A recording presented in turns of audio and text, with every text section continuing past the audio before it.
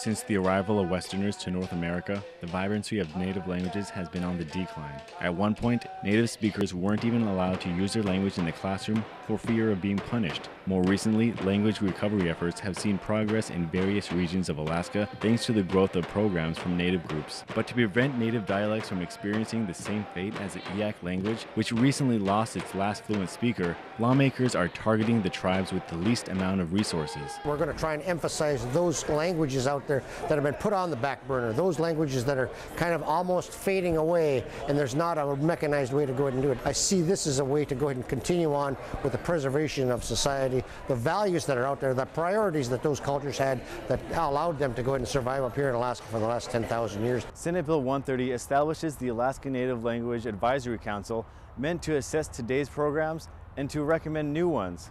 And today we're here to celebrate.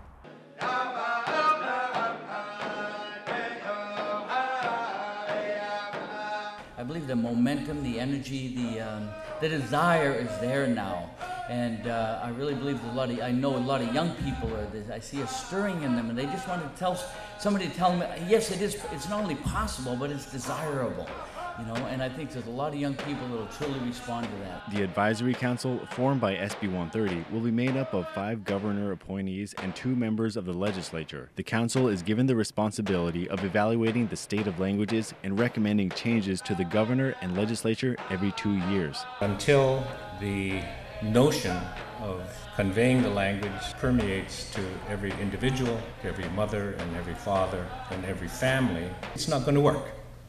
It has to be a swelling up of a desire to convey the language within our homes, and also using the institutions that we do have. Additionally, the council will coordinate efforts by the state's various agencies like the University of Alaska Fairbanks Alaska Native Language Center, who released a report in 2007 that stated only 22% of Native Alaskans can speak their language. When you and I were born, there were 6,000 languages spoken on Earth, and now fully half are not being taught to school children.